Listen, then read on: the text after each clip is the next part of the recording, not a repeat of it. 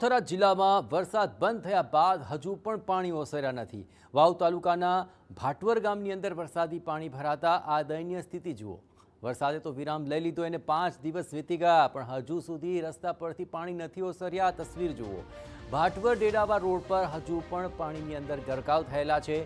Road પરથી ઘૂંટણ સમાણા પાણી હજુએ વહી રહ્યા છે અને તેને કારણે રાહદારીઓ હોય, પશુઓ હોય કે વાહન ચાલકો હોય, ભારે હાલાકી તેમને ભોગવવી પડી રહી છે। રોજ અપડાઉન કરતા નોકરિયાત અને શાળાએ જતા વિદ્યાર્થીઓને પણ ભારે હાલાકી વેઠવી પડી રહી છે। નાના બાળકો આ ઘૂંટણસમા પાણીમાં ચાલીને રસ્તો પસાર કરવા માટે મજબૂર બની રહ્યા છે। રસ્તા પર પાણી ભરાયેલા છે।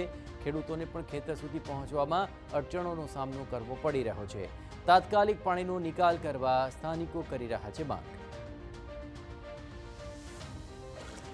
3 ફૂટ પાણી ભરાઈ રહી એટલે ખેડૂતો જઈ શકતા નથી અને ખેડૂતોના ખેતરોની અંદર અત્યારે સાર પુષ્કળ પ્રમાણમાં જમી ગયો છે, તો ખેડૂતો પાસે ખેતી લાયક કોઈ જમીન બચવાની નથી।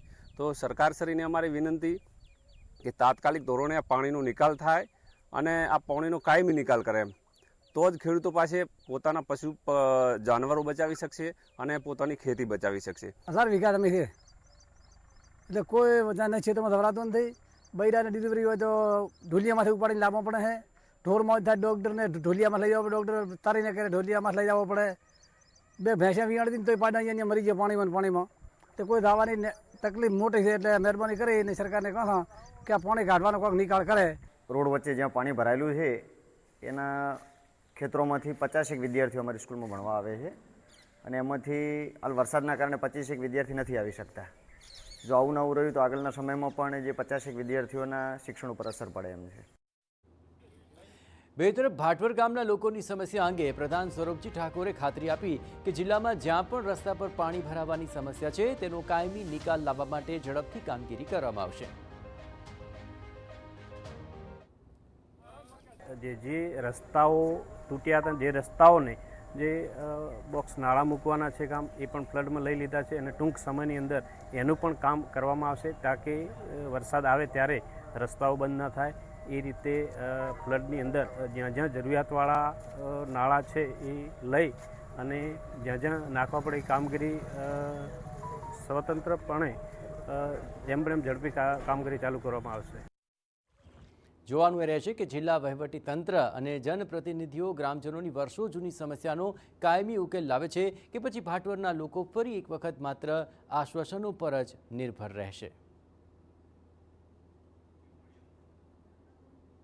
વાવથરા જિલ્લામાં વરસાદે તો વિરામ લઈ લીધો છે, પરંતુ આ વાવ તાલુકાના ભાટવર ગામની પરિસ્થિતિ આપ દ્રશ્યોમાં જોઈ રહ્યા છો। 2 થી 3 ઇંચ વરસાદ વરસ્યો છે, તેના સામાન્ય વરસાદમાં જે રસ્તાઓ હતા રસ્તા ઉપર પાણી ફરી વળ્યા છે। આપ દ્રશ્યોમાં જોઈ શકશો કે ભાટવેથી ડેડાવા ગામને જોડતો મુખ્ય રસ્તો છે, સાથે સાથે ભાટવર ગામના જે ખેડૂતો છે ખેતરમાં વસે છે તેમની હાલત આપ દ્રશ્યોમાં જોઈ રહ્યા છો કે જે મહિલાઓ હોય, બાળકો હોય કે ઘરના મુખ્ય હોય તેમને ગામથી અવર જવર કરવી હોય તો આ પાણી વચ્ચેથી જવું પડે છે અને પાણી પાર કરે તે સમયે શાળાએ જતા વિદ્યાર્થીઓના સ્કૂલ ડ્રેસ હોય છે તે ખરાબ, જીવના જોખમે આ પાણીમાંથી નીકળવું પડે છે કે નાના બાળકો હોય, નાના વિદ્યાર્થીઓ હોય છે, એમના વાલીઓ તેમને મૂકવા જતા હોય છે। જ્યારે આવી પરિસ્થિતિ વચ્ચે ગામના લોકો પાણીથી અવર જવર કરે છે, લોકો પરેશાન થઈ ગયા છે। લોકોનો આક્ષેપ છે કે ચૂંટણી સમયે નેતાઓ આવે છે, વચનો આપે છે અને ચૂંટણી જાય એટલે એમના વચનો ખાલી નીવડે છે અને લોકો માંગ કરી રહ્યા છે કે જે વચનો આપવામાં આવે છે ત્યાં પાણી નિકાલ થવો જોઈએ।